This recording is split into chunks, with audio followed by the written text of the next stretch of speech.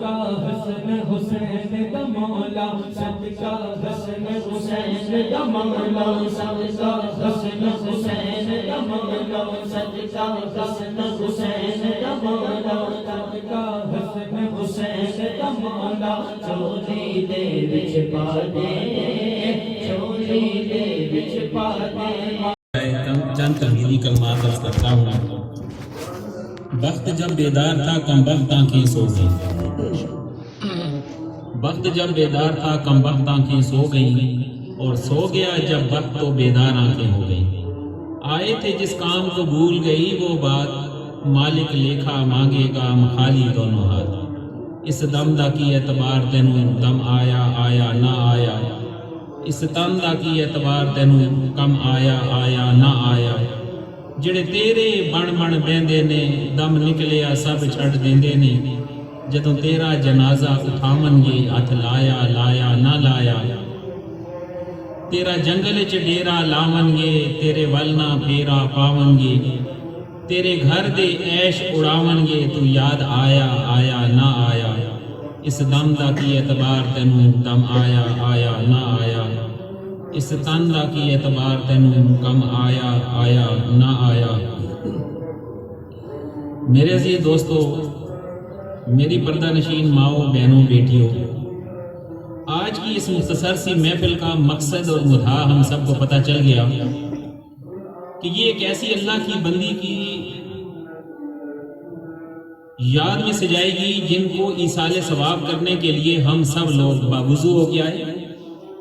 تلاوت قرآن مجید کی نعت شریف پڑھی گئی، تلاوت کی گئی، ذکر کیا گیا، قرآن و حدیث کو بیان کیا جائے گا، درود و سلام پڑھا جائے گا، اور ہر بندہ جو اس اللہ کی بندی سے جس طرح کی نسبت رکھتا تھا اس طرح اپنے درد اور محبت اور بچھوڑے کے احساس سے اس بندے نے اعمال اس لیے کیے کہ اس اللہ کی نیک بندی کو ایصال ثواب کیا جا سکے۔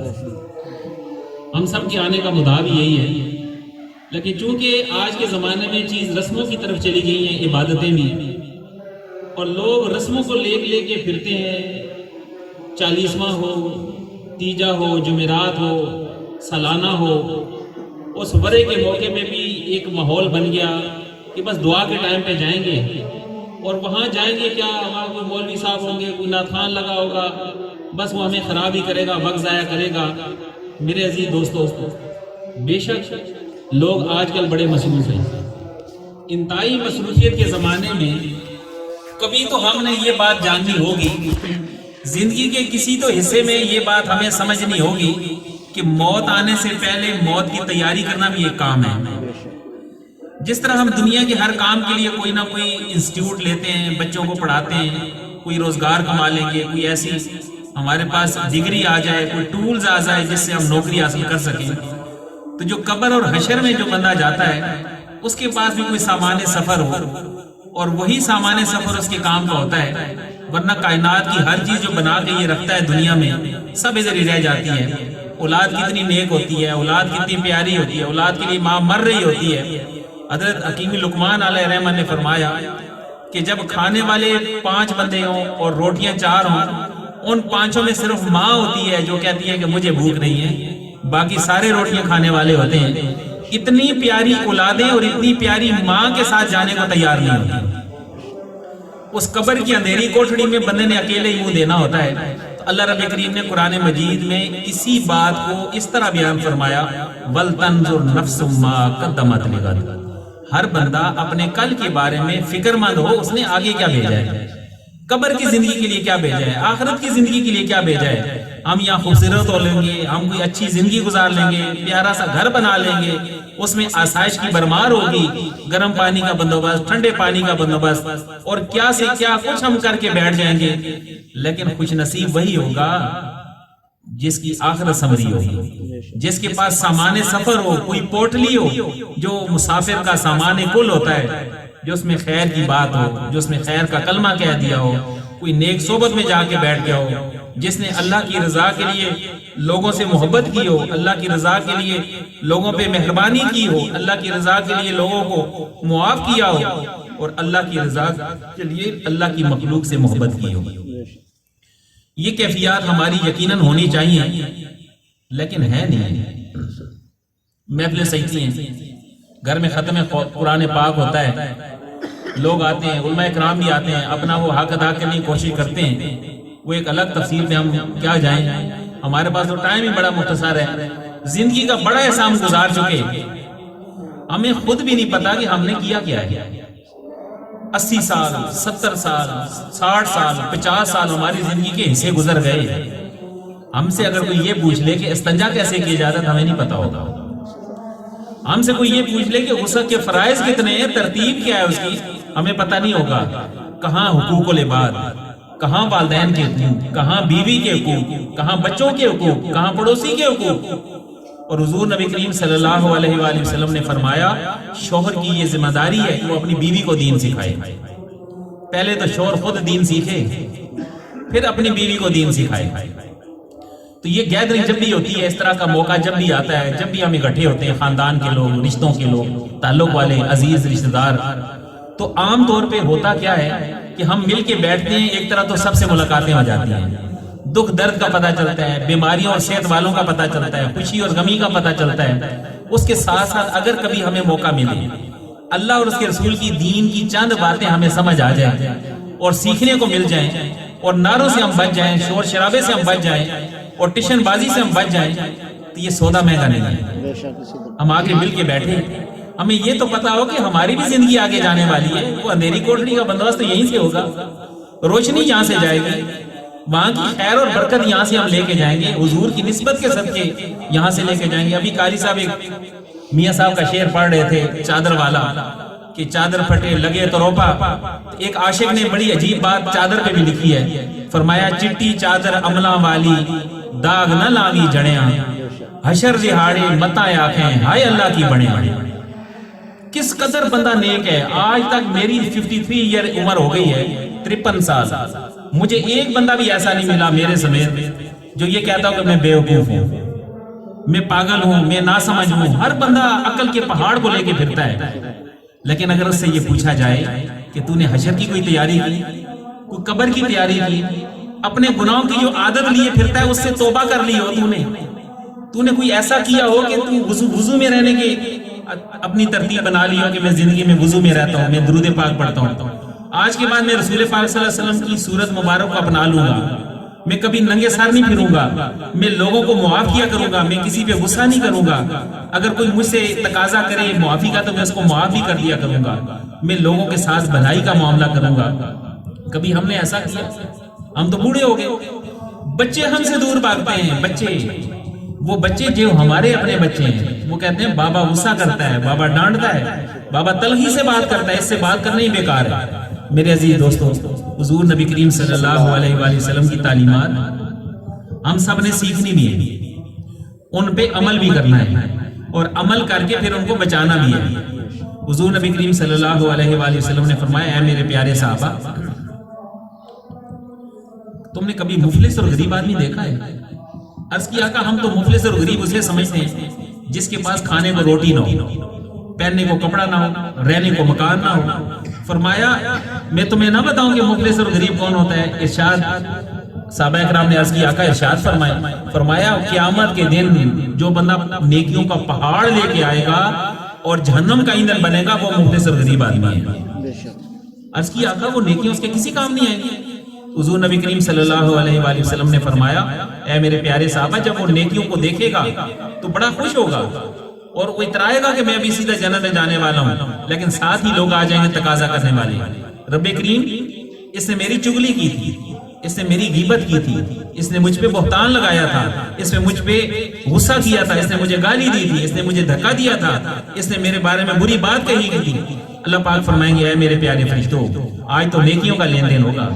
جس بندے کی جتنی نیکیاں ہیں، جس بندے کی جتنا اس بندے کے اوپر حق ہے، اس کی نیکیاں اٹھا کر اس بندے کے حوالے کر دو۔ حضور نبی کریم صلی اللہ علیہ وآلہ وسلم نے فرمایا، نیکیاں ختم ہو جائیں گی، ابھی لوگ کھڑے ہوں گے، فرشتے عرض کریں گے رب کریم ابھی تو لوگ موجود ہیں، نیکی ختم ہو گئی، پہاڑوں کے پہاڑ انہوں نے بانٹ دیے۔ تو پھر وہ اللہ پاک فرمائیں گے، اے میرے پیارے فرشتوں، اب اس بندے کے جتنا حصہ لوگوں کے پاس ہے اتنے حصے کے گناہ لے کے اس بندے کے سر پہ ڈال دو۔ اس طرح وہ بندہ جہنم کا ایندھن بنے گا. کس قدر کمزور ہیں ہم، کس قدر سادے ہیں ہم، اور کس قدر ہماری زندگی تیزی سے گزرتی چلی جا رہی ہے، ہم نے کبھی اس کا احساس ہی نہیں کیا. تو حضور نبی کریم صلی اللہ علیہ وآلہ وسلم کی دین کی سمجھ کسی بندہ مومن کو ہو، اور اگر نہیں تو وہ سیکھے، اور اگر سیکھ لیا تو پھر اس پہ عمل کرے. میری پیاری ماں، میری بہن، میری پیاری بیٹی، آپ سے بھی چند عرضیں ضرور کرنی ہے، اس لیے کہ ہم لوگ مرد لوگ تو اکٹھے ہوتے ہیں مسجدوں میں، بڑے بڑے جلسوں میں تقریریں سنتے ہیں، کتابیں پڑھتے ہیں، دفتروں میں جاتے ہیں، لیکن ماں، بہن، بیٹی گھر میں ہوتی ہے، اسے بھی کچھ نہ کچھ پتا چلے کہ دین اسلام کس چیز کا نام ہے. کوئی یہ خیال نہ کرے اللہ کے ولی صرف مرد ہوتے ہیں. وہ اللہ کا بندہ مرد ہو یا عورت ہو، جو اللہ کا ذکر کر کے، اللہ کا خوف کر کے، موت کی یاد کر کے، اللہ کے رسول صلی اللہ علیہ وسلم کی تعلیمات پہ عمل کر کے، اور حضور نبی کریم صلی اللہ علیہ وسلم کے طریقے کے مطابق اپنی زندگی گزار کے اللہ کو راضی کر لے گا، وہ عورت ہو یا مرد ہو، وہ اللہ کا ولی بن جایا کرتا ہے، وہ اللہ کی ولیہ بن جایا کرتی ہے. میری پیاری ماں، میری بہن، میری پیاری بیٹی حضرت رابعہ ادویہ رحمۃ اللہ تعالیٰ علیہ اللہ کی ولیہ گزری ہیں. ایسی اللہ کی کامل بندی جن کو اللہ رب کریم نے بڑا مال و دولت عطا فرمایا. آپ نے اپنے نوکروں چاکروں کو یہ ڈیوٹی لگا رکھی تھی کہ صبح سویرے لنگر کو تیار کرتی تہجد کی نماز کے بعد، اور پھر لنگر لگا دیتی سرے عام، اور پھر جو بندہ آپ کے ہاتھ مبارک سے پکا ہوا لنگر کھا لیتا وہ بے نمازی ہوتا تو نمازی ہو جاتا، وہ بے ایمان ہوتا تو ایمان والا ہو جاتا، دین سے دور ہوتا تو وہ دین والا بن جاتا، اور اخلاق اس کے برے ہوتے تو اعلی اخلاق کا حامل ہو جاتا. تو میری پیاری ماں، میری بہن، میری پیاری بیٹی، ہمارے گھر میں جو ماں ہوتی ہے اس کا بڑا رتبہ، بڑا مقام، بڑا مرتبہ ہوتا ہے. اگر یہ گھر میں ایسا رواج بنا دے کہ وضو کے ساتھ کھانا پکے، درود پاک کے ساتھ کھانا پکے، پیار محبت کی بات ہو، بچوں کو قرآن پاک کی تعلیم کا سلسلہ ہو، تو آپ کے بچے نیک، آپ کا شوہر نیک، آپ کے رشتہ دار نیک، آپ کے پڑوسی نیک. آپ کے گھر سے وضو والا کھانا آپ کے بچے کھائیں تو نیک ہوں، آپ کے رشتہ دار کھائیں تو نیک ہوں، آپ کے مہمان کھائیں تو نیک ہوں. میرے عزیز، میرے دوست، میرے عزیز، میرے بزرگ، ہماری بھی یہ ذمہ داری ہے. ہم بھی تو کچھ دین کو سیکھیں، لیکن ہم دین کو کیا سیکھتے ہیں؟ ہم نے تو ایسی جگہ وقت ضائع کرنا ہوتا ہے جو ہم نے نہ یاد رکھنی ہوتی ہے، نہ اس پہ ہم نے عمل کرنا ہوتا ہے. تو یہ ہماری عرضیں چند، ایک وقت بڑا تھوڑا ہو گیا ہے، اور عام طور پہ کیا ہوتا ہے کہ جب تک کھانا نہیں پکتا تب تک آپ نعتیں سنا لیں، آپ تقریر سنا لیں، آپ کوئی اور بات کر لیں، آپ بیٹھ کے گپے لگا لیں. تو جب کھانا پک گیا تو پھر سب کی جلدی ہوتی ہے، لیکن آتے ہم لیٹ ہیں. اگر آپ 10 بجے تشریف لاتے تو ہم ذرا اچھی بات کر لیتے، ڈیٹیل میں بات کر لیتے، تھوڑا بہتر انداز میں ہم ایک دوسرے کو سمجھ لیتے، اور ہمیں بھی شوق ہوتا کہ چلو لوگ اللہ کے ذکر کے لیے آئے ہیں تو کوئی بات اچھے طریقے سے کر لیتے ہیں. اب چونکہ وقت کم ہے تو بات بھی مختصر کریں گے تاکہ تھوڑی بات یاد رہ جائے، سمجھ آ جائے، اور عمل کی بھی توفیق نصیب ہو جائے. اگر یہ کام ہو گیا تو ہمارا آنا بھی قبول ہو جائے گا، ہمارا بیٹھنا بھی قبول ہو جائے گا، ہمارا بولنا بھی قبول ہو جائے گا، آپ کا سننا بھی قبول ہوگا، اور یہ قبول ہو چکا ہے. جیسے علامہ صاحب نے ابھی حدیث مبارکہ بیان فرمائی ہے کہ جب اللہ کے بندے جو مختلف زبانوں سے جن کا تعلق ہو، مختلف قبیلوں سے جن کا تعلق ہو، اور مختلف خاندانوں سے جو تعلق رکھنے والے ہیں اور مختلف زبانیں بولنے والے ہوں، وہ ایک جگہ جمع ہوتے ہیں اور اللہ کے ذکر کے لیے جمع ہوتے ہیں. اللہ تعالیٰ ارشاد فرماتا ہے، اے میرے پیارے فرشتوں، تم گواہ ہو جاؤ میں نے سب کی بخشش کر دی ہے. سبحان اللہ. ہمارے آنے کا یہ مقصد ہے. اور اگر یہ محفل اللہ کی دربار میں قبول ہو جائے ہمارے اخلاص کے ساتھ، تو جو ہماری بہن اس دنیا کو چھوڑ کے روانہ ہو گئی ہیں، اللہ ان کے درجات میں بلندی عطا فرمائے گا. اور جن بچوں اور شوہر نے یہ کوشش کی ان کے لیے خوشخبری کیا ہے کہ حضور نبی کریم صلی اللہ علیہ وآلہ وسلم نے فرمایا، جو عورت اللہ اور اس کے رسول کے بعد اپنے شوہر کو راضی کر کے آئے گی اللہ تعالیٰ اس کی بخشش فرما دے گا. فرمایا میں جنت کے 8 دروازے اس کے لیے کھولوں گا جس میں سے وہ چاہے جنت میں داخل ہو جائے. یہ تیری مقام، یہ مرتبہ، یہ شان، یہ رتبہ، میری پیاری ماں، میری بہن، میری پیاری بیٹی، شوہر کی اطاعت کرنے والی عورت کے لیے اللہ کے محبوب کریم علیہ الصلوۃ والسلام نے فرمایا، حدیث قدسی کے الفاظ ہیں، اللہ پاک فرماتے ہیں کہ جب میری بندی اللہ اور اس کے رسول کو راضی کرنے کے بعد اپنے شوہر کو راضی کر کے آئے گی تو میں جنت کے 8 دروازے اس کے لیے کھول دیتا ہوں. جس میں سوچا ہے جنت میں داخل ہو جائے۔ تو عزیز دوستو، وقت بڑا ہی مختصر ہے، لیکن ہم اس مختصر وقت میں کچھ ایسا کریں کہ ہمیں تھوڑا سمجھ آ جائے کہ ہم نے کرنا کیا ہے۔ والدین ہم سب ہیں، بچے بھی ہمارے ہیں، اور ہمیں سب باتیں پتہ ہیں کہ ہم نے کیا کرنا ہے، لیکن چند باتیں ایسی ہیں جو ہمیں پتہ ضرور ہیں لیکن ہم اس کو چھوڑتے نہیں ہیں۔ جھوٹ بولنا مسئلہ ہی کوئی نہیں، گناہ ہے یہ۔ چوری کرنا مسئلہ ہی کوئی نہیں، گناہ ہے یہ۔ چغلی، غیبت، بہتان، دوسروں کو حقیر جاننا، حضور نبی کریم صلی اللہ علیہ وآلہ وسلم نے فرمایا انسان کے لیے جہنمی ہونے کے لیے یہ بات کافی ہے کہ وہ دوسرے کو اپنے سے کم تر سمجھتا ہو، اپنے سے حقیر جانتا ہو۔ حضور نبی کریم صلی اللہ علیہ وآلہ وسلم نے فرمایا جب بندہ مومن کی عمر 40 سال ہو جائے، اس کی نیکیاں گناہوں سے کم ہوں، تو اس کو جہنم میں جانے سے کوئی نہیں روک سکتا۔ ہمیں تو پرواہ کوئی نہیں، ہم تو بوڑھے ہو گئے ہیں، لیکن ہم نے کام وہ نہیں چھوڑے جو ہمارے بچپن والے تھے، جو جوانی والے تھے، جو سادگی والے تھے۔ جب ہمیں پتہ بھی نہیں تھا تب جو ہم نے کام پکڑے تھے، وہ عادتیں ایسی پکی ہوگی کہ ہم ویسے ہی کرتے چلے جا رہے ہیں۔ اب آگے ہم دیکھیں قبر کا معاملہ ہے، حشر کا معاملہ ہے، کہیں سستی نہ ہو جائے، مکھی والے ہاتھ ملنا ہمارا مقدر نہ بن جائیں۔ تو حضور نبی کریم صلی اللہ علیہ وآلہ وسلم نے فرمایا اپنے بچوں کو 3 چیزیں ضرور سکھا کے جانا۔ فرمایا اپنے بچوں کو 3 چیزیں ضرور سکھا کے جانا۔ سب سے پہلے فرمایا میری محبت اپنے بچوں کو سکھا کے جانا۔ کس کی محبت؟ حضور نبی کریم صلی اللہ علیہ وآلہ وسلم۔ حضور نبی کریم صلی اللہ علیہ وآلہ وسلم کی محبت سکھانے کا مطلب کیا ہے کہ ہر ایک کے حقوق ہوتے ہیں، اور اسی طرح امتی کے بھی کچھ فرائض ہیں جو اپنے نبی کے حق کو ادا کرے گا۔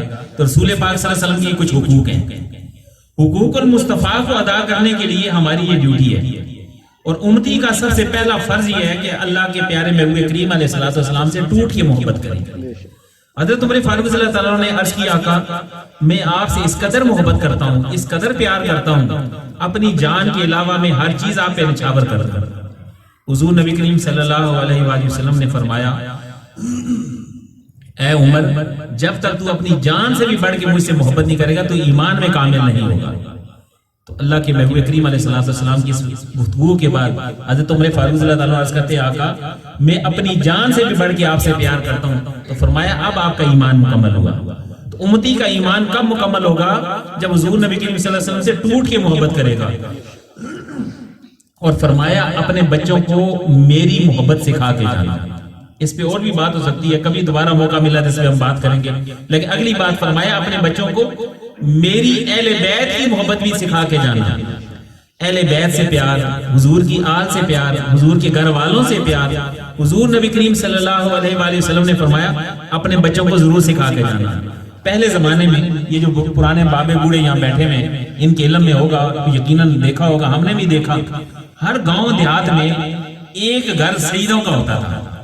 سیدوں کا گھر اپنے ہر گاؤں میں لوگ بسایا کرتے تھے، ان کا سارا نان نفقہ گاؤں کے لوگوں کے ذمہ ہوتا تھا، اور وہ سیدوں کا گھر اس لیے بسایا کرتے تھے کہ حضور نبی کریم صلی اللہ علیہ وسلم کی آل کا گھر وہاں پہ ہوگا تو آل رسول کے صدقے اس گاؤں میں اللہ کی رحمتوں کی بارانی ہوگی، نقصانات نہیں ہوں گے، بیماریاں نہیں ہوں گی، تکلیفیں نہیں ہوں گی، لوگ لڑائی جھگڑے آپس میں نہیں کریں گے۔ تو اللہ کے محبوب کریم علیہ السلام کی آل سے محبت کرنا یہ ہماری بھی ذمہ داری ہے، اور ہم اپنے بچوں کو سکھائیں یہ بھی ہماری ذمہ داری ہے۔ تیسری بات فرمایا کہ قرآن کی محبت اپنے بچوں کو ضرور سکھا کے جانا، اور قرآن پاک وہ تعلیم ہے جو اللہ کی پاک ذات نے اپنے پیارے نبی پہ اپنا کلام اتارا، اور اس میں جتنی باتیں بیان کی گئی ہیں وہ سب امتی کے لیے ہیں کہ وہ امتی اس کو پڑھے، اس کو سمجھے، اس پہ عمل کرے، اور موت آنے سے پہلے اپنی آخرت کی فکر کر کے دنیا سے روانہ ہو جائے۔ حضور نبی کریم صلی اللہ علیہ وآلہ وسلم نے فرمایا میں 3 لوگوں کو جنت کی بشارت دیتا ہوں۔ سب سے پہلے فرمایا اس شخص کے لیے میرے پاس جنت کی بشارت ہے۔ اب بشارت جنت کی ہے، اور جنت اللہ نے بنائی ہے، اور جنت کا مالک کون ہے؟ رسول پاک صلی اللہ علیہ وآلہ وسلم۔ جنتی نوجوانوں کے سردار حسنین کریمین ہیں۔ حضور نبی کریم صلی اللہ علیہ وآلہ وسلم نے فرمایا جنتی لوگوں کے نوجوانوں کے جو سردار ہیں حضرت امام حسن اور حسین ہیں، اور جنتی عورتوں کی سردار حضرت بی بی پاک خاتون جنت حضرت فاطمہ الزہرا رضی اللہ تعالی عنہ ہے۔ گویا کہ آل رسول کا جو گھرانہ ہے یہ جنت کا مالک ہے۔ آل رسول سے جو محبت کرے گا وہ جنت کا حقدار ہوگا۔ تو فرمایا جو قرآن پاک میں جو کچھ بیان ہوا وہ حضور نبی کریم صلی اللہ علیہ وسلم کی اخلاق حسنہ ہے۔ اخلاق حسنہ کے بارے میں حضرت ام المومنین عائشہ صدیقہ رضی اللہ تعالیٰ عنہ سے پوچھا گیا کہ اما جی آپ بتائیں کہ حضور نبی کریم صلی اللہ علیہ وسلم کی اخلاق کیسے تھے؟ تو فرمایا تو نے قرآن نہیں پڑھا؟ جو کچھ قرآن میں لکھا ہے وہ رسول پاک صلی اللہ علیہ وسلم کی اخلاق ہے۔ تو اللہ کے محبوب کریم علیہ السلام نے فرمایا میں 3 لوگوں کے لیے جنت میں محل کی ضمانت دیتا ہوں۔ سب سے پہلے اس شخص کے لیے جو حق پہ ہونے کے باوجود جھگڑا چھوڑ دے۔ ہم خاندانوں میں لڑائیاں کرتے ہیں، بات کچھ نہیں ہوتی، ذرا سی بات پہ لڑائی جھگڑے، ہماری بیویاں، ہماری بہنیں، ہماری مائیں، ہماری بیٹیاں، کوئی بات ہوگی، بات میں بھی ہو تو تب بھی بات قائم ہو گئی، بندہ ساری زندگی بس الجھتے ہی رہتا ہے، یہی ثابت کرتا رہتا ہے کہ میں گناہگار نہیں ہوں، میرے پاس یہ مسئلہ ہے، میرے پاس وہ مسئلہ ہے، میں اس وجہ سے ناراض ہوں۔ تو حضور نبی کریم صلی اللہ علیہ وآلہ وسلم نے فرمایا جو حق پہ ہونے کے باوجود جھگڑا چھوڑ دے اس کے لیے میں جنت کے نچلے درجے میں محل کی ضمانت دیتا ہوں۔ اور پھر فرمایا دوسرا وہ شخص جو مذاق میں بھی جھوٹ بولنا چھوڑ دے۔ ہم تو جھوٹ بولتے ہیں، جب پکڑے جاتے کہتے ہیں میں تو مذاق کر رہا تھا، گناہ ہے یہ، ہمیں پتہ ہی نہیں ہے کہ گناہ ہے، یہ گناہ ہے کہ ہم مذاق میں بھی جھوٹ بولیں۔ فرمایا جو مذاق میں بھی جھوٹ بولنا چھوڑ دے میں اس کے لیے جنت کے بیچوں بیچ محل کی ضمانت دیتا ہوں۔ اور فرمایا جس کی اخلاق اعلیٰ ہو جائیں میں اس کے لیے جنت کے اعلیٰ درجے میں محل کی ضمانت دیتا ہوں۔ تو میرے عزیز دوستو، اللہ رب کریم کا یہ احسان عظیم ہوا کہ ہمارے ساتھ اللہ کا بہت بڑا کرم یہ ہوا کہ ہم مسلمانوں کے گھر میں پیدا ہوئے۔ جب ہم پیدا ہوئے ہمارے کان میں اذان پڑھ دی گئی، اور وہ اذان اس لیے پڑھ دی گئی کہ مسلمانوں کا بچہ پیدا ہوا ہے۔ اگر ہم کسی اور مذہب کے ماننے والے ہوتے، ہندو جیسے سرحد پار دیکھ لیں، بندے کو جلا کے پھینک دیتے ہیں اور کوئی پوچھنے والا مڑ کے نہیں ہوتا۔ حضور نبی کریم صلی اللہ علیہ وآلہ وسلم کی دنیا میں آمد میں انسان کو کس قدر عظمتیں اور شانیں عطا فرمائی ہیں۔ جب یہ پیدا ہوتا ہے اس کے کان میں اذان پڑھ دی جاتی ہے، یہ اللہ کا بندہ ہے، اس کا حقیقہ کیا جاتا ہے، یہ اللہ کا بندہ ہے، اس کے اوپر دین اسلام کے احکامات نازل ہوتے ہیں، اس کو قرآن پاک پڑھایا جاتا ہے، اس کو آداب اور اخلاق اسلامی سکھائے جاتے ہیں، اور یہ دنیا کی زندگی گزارتا ہے۔ ساتھ اس کی تعلیم کیا ہے کہ قرآن کے مطابق زندگی گزارے۔ یہ الگ بات ہے کہ ہم نے وہی ڈیوٹی پکڑ لیا کہ یہ ہمارا کام نہیں ہے کہ ہم نمازیں پڑھیں، ہم ذکر کریں، ہم زکاتیں دیں، ہم کوئی مسجدوں کی طرف جائیں۔ ہم تو دنیا کے عام سے لوگ ہیں، ہم کوئی مولوی تھوڑی ہیں، ہم کوئی سید تھوڑی ہیں۔ ہر بندہ مومن جس نے کلمہ شہادت پڑھ لیا ہے، اسلام میں داخل ہو گیا ہے، وہ اللہ کے رسول کا غلام ہے۔ ہر اس بات کے لیے وہ مکلف ہے، اس سے پوچھا جائے گا جو اس کے لیے احکامات ہیں۔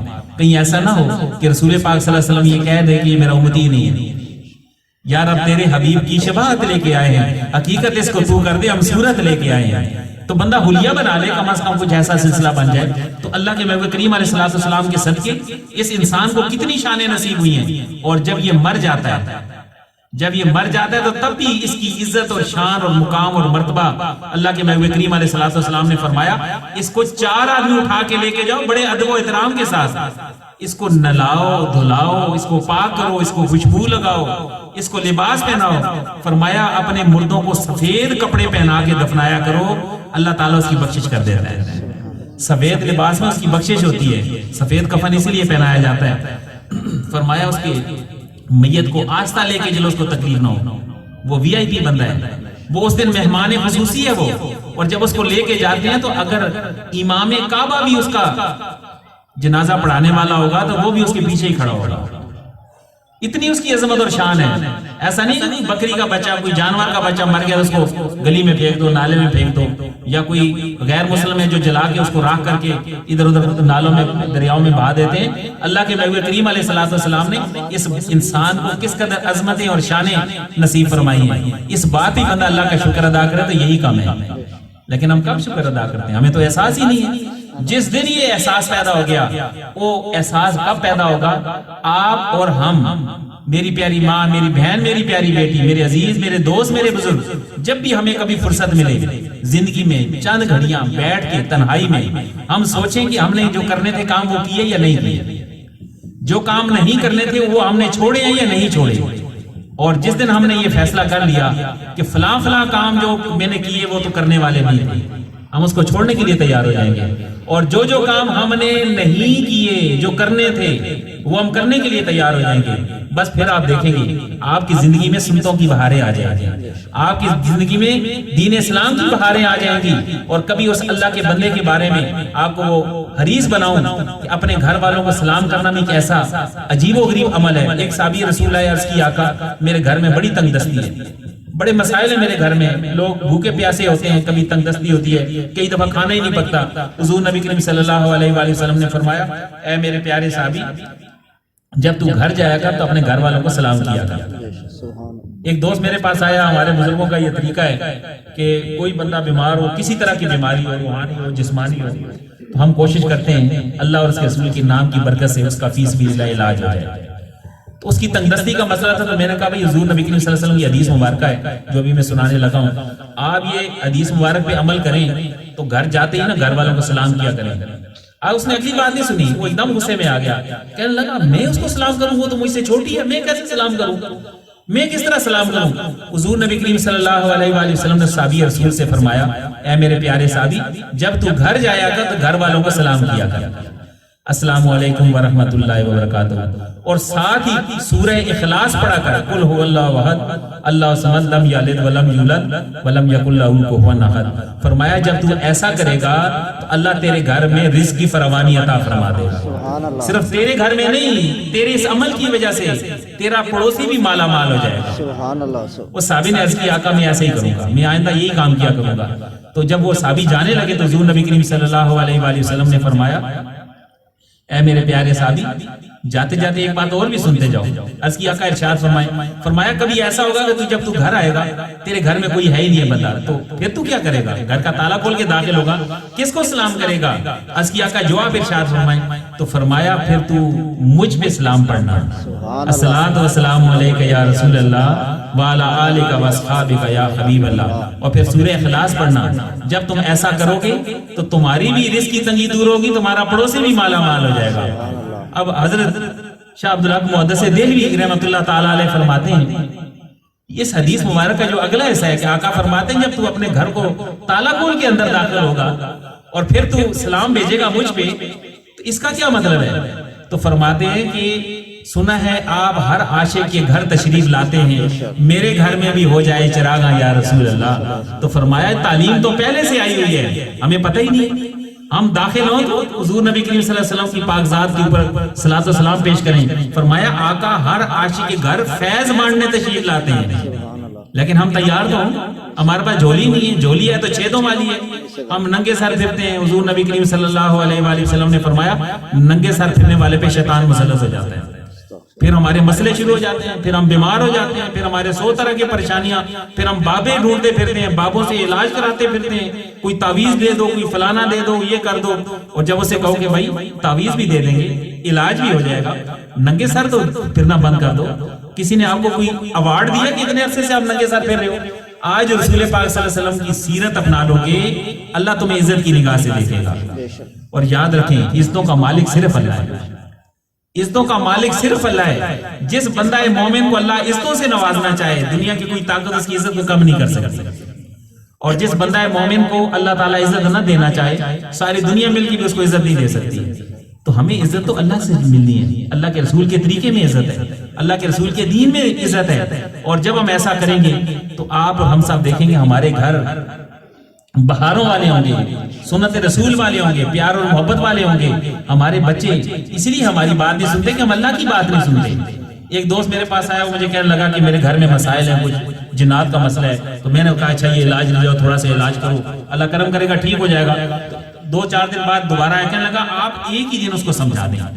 اب ذرا بات سمجھنے والی ہے، ایک ہی دن ان جنوں کو آپ سمجھا دیں کہ کسی طریقے سے دوبارہ میرے گھر میں نہ آئے۔ تو میں نے کہا آپ کو اتنے پروگرام آپ نے اٹینڈ کیے، ہم نے کہا آپ ننگے سر نہ پھرا کریں، ہم نماز کے لیے کہتے ہیں نماز پڑھا کرو۔ رسول پاک صلی اللہ علیہ وسلم نے فرمایا نماز جان بوجھ کے چھوڑنے والا گویا اس نے کفر کیا، جس نے کفر کیا ہوگا شادی کرے گا تو اس کا نکاح ہوتا ہے، جس نے کفر کیا ہوگا مرے گا تو جنازہ ہوگا. جب یہ باتیں ہم سناتے ہیں تو تم سنتے ہی نہیں ہو.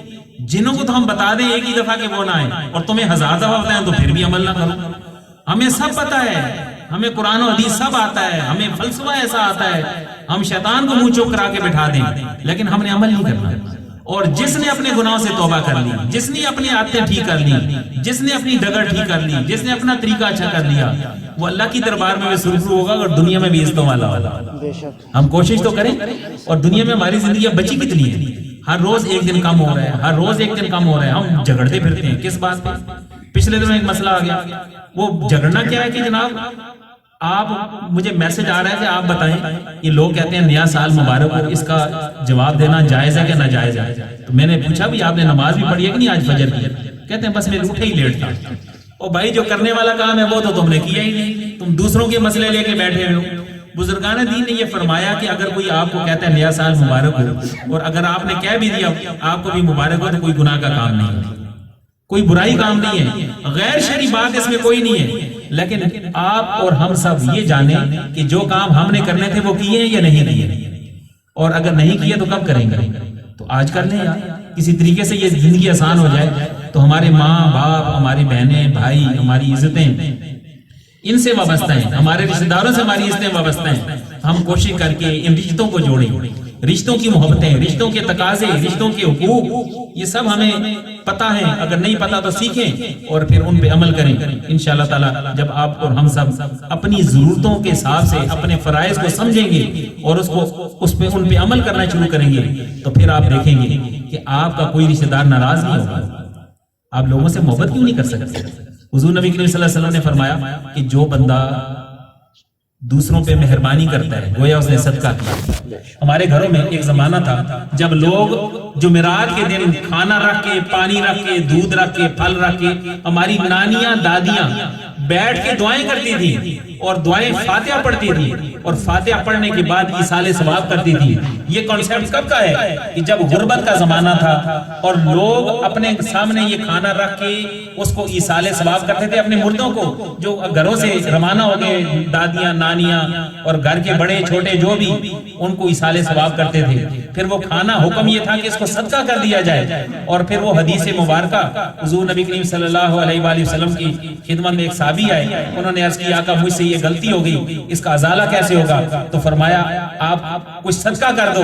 عرض کیا آقا میرے پاس تو ہے ہی کچھ نہیں ہے, میں کیا صدقہ کروں؟ تو فرمایا پھر بیٹھ جاؤ. حضور نبی کریم صلی اللہ علیہ وسلم کی خدمت میں ایک کھجوروں کا ٹوکرا آ گیا ہدیتاً. تو فرمایا اے میرے پیارے صحابی, یہ کھجوروں کا ٹوکریا مجھے ہدیہ آیا ہے, میں تجھے دیتا ہوں, اب تو اس کا مالک ہے, تو اپنی طرف سے صدقہ کر دے اور لوگوں میں بانٹ دے. عرض کیا آقا میں صدقہ کروں گا تو میرے تو گھر والے بھوکے بیٹھے ہیں, وہ کیا کھائیں گے؟ فرمایا تو گھر لے جا, گھر والوں کو کھلا دے, یہی صدقہ ہے. سبحان اللہ. اسی لیے حضور نبی کریم صلی اللہ علیہ وآلہ وسلم نے فرمایا جب آپ اہل و عیال کے لیے خرچ کرتے ہیں, ان کے لیے اچھا کھانے کا بندوبست کرتے ہیں اور ہر نیا پھل گھر لے کے آتے ہیں تو یہ بھی صدقہ ہے. تو فرمایا جب یہ دادیاں نانیاں ہمارے کھانے پہ دعا کر کے بانٹتی نہیں تھی, غربت کا زمانہ تھا, گھر میں بچوں پہ خرچ ہو جاتا تھا, تو فرمایا یہ بھی صدقہ ہے. تو مقصد کیا تھا کہ ایک نسل سے دوسری نسل کو ایک وراثت ٹرانسفر ہوتی تھی کہ ہم اپنے مردوں کے لیے بخشش کی دعائیں کرنے والے ہیں. آج بھی یہی وراثت ہے کہ کسی کو پتہ ہے کہ مرنے والوں کے لیے دعائیں ہونی چاہیے, اور جب تک ہم یہ دعائیں کرتے رہیں گے ہمارے بچے بھی سیکھتے رہیں گے. جب ہم دعائیں کرنا چھوڑ دیں گے, آج کل تو مولوی صاحب یہ بھی کہتے ہیں دعا ثابت نہیں ہے, فلاں کام ثابت نہیں ہے, ڈمکان کام ثابت نہیں ہے. میں آپ کو بتاؤں یہ سب دھوکہ ہے. ایک میرے دوست ہیں بڑے اچھے, میرے دفتر میں ابھی بھی نوکری کرتے ہیں, انہوں نے اسی طرح مجھ سے بات کی کہ یہ جو دعا وغیرہ ہوتی ہے اس کا کوئی فائدہ نہیں ہوتا. میں نے کہا ہم دونوں دوست ہیں, میں مختصر کروں, لمبی بات تھی چونکہ ٹائم نہیں ہے تو میں آپ کو مقصد کی بات تک لے کے آتا ہوں. تو میں نے ان سے کہا بھی ہم دونوں دوست ہیں, ہم ایک معاہدہ کر لیتے ہیں. معاہدہ یہ ہے کہ اگر میں آپ سے پہلے مر جاؤں تو میری ڈیمانڈ یہ ہے کہ آپ میرے لیے اسی طرح سورہ فاتحہ پڑھنا, پھر 3 بار سورہ اخلاص پڑھنا, اور اس کا ثواب میری روح کو بخشنا تو اللہ مجھے بخش دے گا. میرا یہ ایمان اور عقیدہ ہے. تو آپ بتا دو جب آپ اگر مجھ سے پہلے چلے گئے تو میں آپ کے لیے کیا کروں؟ ایک دن گزرا, دوسرا دن گزرا, تیسرے دن میں نے پھر پوچھ لیا تو مسکرا کے کہنے لگے تسی بھی فاتحہ ہی پڑھ لینا. تو بھائی خدا کے بندے جب دوسرا پڑھ رہا ہے تو اسی کو قبول کر لو. آپ نے کوئی الگ سے کوئی قرآن پاک کی تشریح کرنی ہے؟ مقصد بیان کرنے کا کیا ہے, ہم اپنے بچوں تک نیکی کو ٹرانسفر کریں.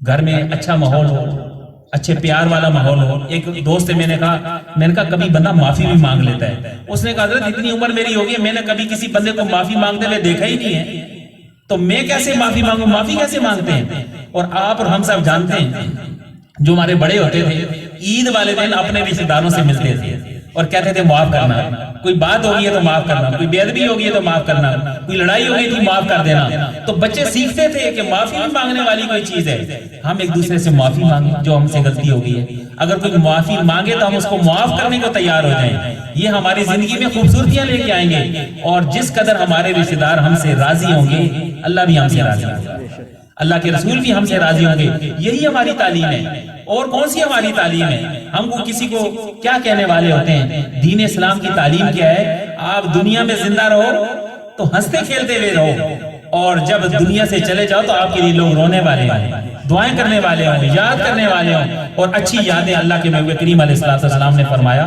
کہ اللہ کی دربار میں یہ گواہیاں ہیں, اور ماں جیسا تو ہوئی کوئی نہیں سکتا. لوگوں نے ماں پہ بڑی باتیں لکھی ہیں, ماں ورگا اٹکاما بوٹا کدرے نظر نہ آوے, جس تو چھا اداری لے کے جنت رب بناوے, اور جہانا دے سب بوٹے جڑ سکیا مر جاندے, اے جنتاں دا بوٹا لوگوں پھل سکیا مر جاوے. حضور نبی کریم صلی اللہ علیہ وآلہ وسلم کی ایک حدیث مبارکہ ہے, ہم سب کے کام کی ہے. اگر ہم یاد کریں تو چھوٹی چھوٹی باتیں یہ ہماری, ہم کوشش یہی کرتے ہیں کہ قرآن اور حدیث کو ہی بیان کیا جائے, ہماری اپنی بات ہی نہ ہو, تاکہ لوگوں کو عمل کرنا بھی آسان ہو جائے, کوئی بحث و مباحثے سے بچ جائیں اور پریشان میں نہ ہو. آقا کریم علیہ السلام کی خدمت میں ایک بزرگ آئے, ضعیف آدمی تھے.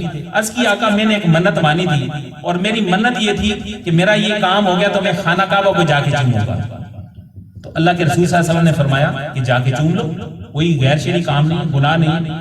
عرض کی آقا میں مدینے سے مکے تک سفر نہیں کر سکتا, بوڑھا آدمی, میرے پاس سواری نہیں ہے, اور میرے پاس اتنے پیسے بھی نہیں کہ میں خرچ کر سکوں, تو اس کا کوئی اور عمل بتا دے تاکہ میرا یہ مسئلہ حل ہو جائے. حضور نبی کریم صلی اللہ علیہ وسلم نے فرمایا اے میرے پیارے صحابی, تو اپنے گھر چلا جا, اپنی والدہ کے قدموں کو چوم لے, ایسے ہی وجہ سے خانہ کعبہ کو چوما ہوگا.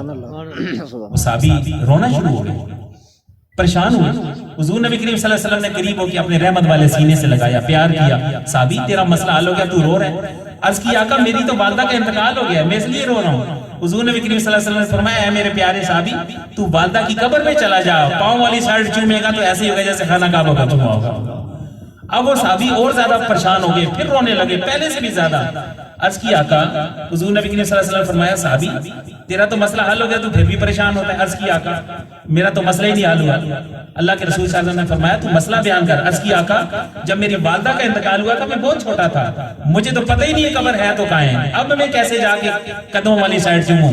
حضور نبی کریم صلی اللہ علیہ وسلم نے فرمایا ایک لکیر لگا لو اور تصور کر لو یہ میری والدہ کی قبر ہے, یہ پاؤں والی سائیڈ ہے اور یہ سر والی سائیڈ ہے. پاؤں والی سائیڈ چوموں گے تو ایسے ہی جیسے خانہ کعبہ کو چوما ہوگا. ہماری تو مائیں گھر میں موجود ہیں, ہمارے باپ گھر میں موجود ہیں, ہمارے عزتوں والے رشتے گھر میں موجود ہیں, ہم ان کی عزت کرنے کو تیار نہیں, ہم ان سے محبت کرنے کو تیار نہیں. یہ سستیاں, یہ کوتاہیاں ہم چھوڑیں گے انشاءاللہ, آج سے چھوڑیں گے. یہ کمیاں ہم سے دور ہو جائیں, ہمارا ہر بندہ ہم سے پیار کرنے والا ہو. اور آخری حدیث مبارکہ سنا کے پھر بات کو مکمل کرتے ہیں.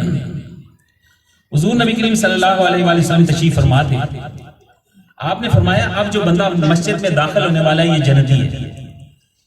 حضرت عبداللہ بن عمر رضی اللہ تعالیٰ عنہ فرماتے ہیں ہم نے مڑ کے دیکھا جنت مسجد کے دروازے کی طرف دروازہ کھلا, ایک صحابی انداز میں داخل ہوئے, وضو کر کے آئے, بازو بھی گیلے اور داڑھی سے بھی پانی کے قطرے گر رہے ہیں, اور الٹے آپ نے جوتے بھی پکڑے ہوئے. انہوں نے جوتے رکھے آ کے بیٹھ گئے. دوسرے دن بھی ایسی محفل سجی. حضور نبی کریم صلی اللہ علیہ وسلم نے فرمایا اب جو بندہ اس مسجد میں داخل ہونے والا ہے وہ جنتی ہے. تو فرماتے ہیں جیسے ہی ہم نے دیکھا تو کل والا بندہ اسی طرح ہی داخل ہوا. پھر تیسرا دن آ گیا, حضور نبی کریم صلی اللہ علیہ وسلم نے فرمایا اب جو بندہ مسجد میں داخل ہونے والا ہے یہ جنتی ہے.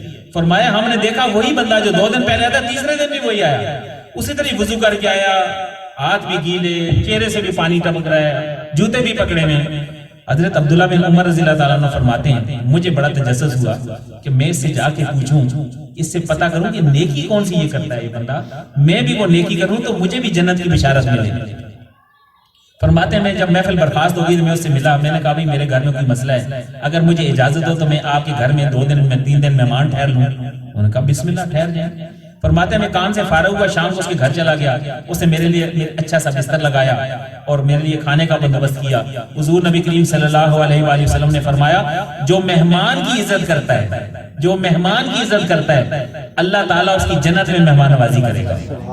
مہمان کی عزت کی بڑی شان ہے۔ فرمایا انہوں نے مجھے اچھے طریقے سے مہمان نوازی کی، پھر وہ تو سو گئے، میں جاگتا رہا، میں انتظار کرتا رہا کہ اب یہ اٹھیں گے، کوئی نفل پڑھیں گے، کوئی تلاوت کریں گے، کوئی ذکر کریں گے، تو مجھے پتہ چل جائے گا کہ ہم نیکی کا کون سا کام کرتے ہیں۔ فرماتے ہیں 3 دن ایسا کچھ نہیں ہوا، بس تہجد پہ وہ بھی اٹھے تو میں بھی اٹھا، ہم نے اذان کا انتظار کیا، سنتے پڑھ کے اللہ کے رسول صلی اللہ علیہ وسلم کے ساتھ فجر کی نماز ادا کی، وہ اپنے کام دھندے پہ تو میں اپنے کام دھندے پہ، شام کو پھر ملے، دوسرے دن ملے، تیسرے دن جب مجھے نہیں پتا چل سکا تو میں نے ان سے پوچھا کہ میں نے رسول پاک صلی اللہ علیہ وسلم سے آپ کے بارے میں 3 دن یہ بشارت سنی کہ اب جو بندہ مسجد میں داخل ہونے والا ہے یہ جنتی ہے، میں جاننے کے لیے کہ آپ کون سا عمل کرتے ہیں میں 3 دن آپ کے گھر میں ٹھہرا لیکن مجھے پتہ نہیں چل سکا، تمہیں کون سا عمل آپ کرتے ہیں مجھے بتا دیں۔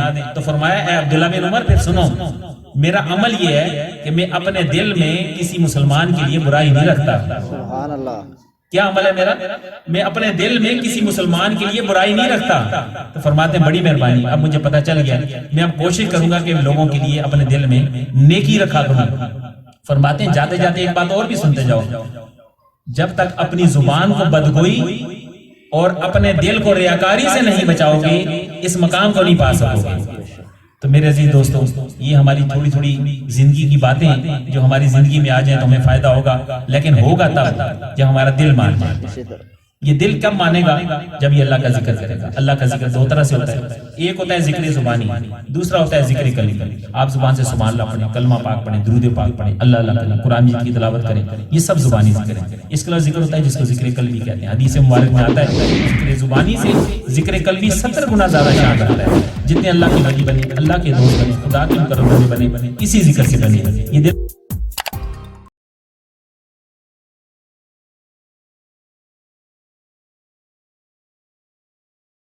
کوئی خالی نہ جاوے دردوں کوئی خالی نہ جاوے دردوں کوئی خالی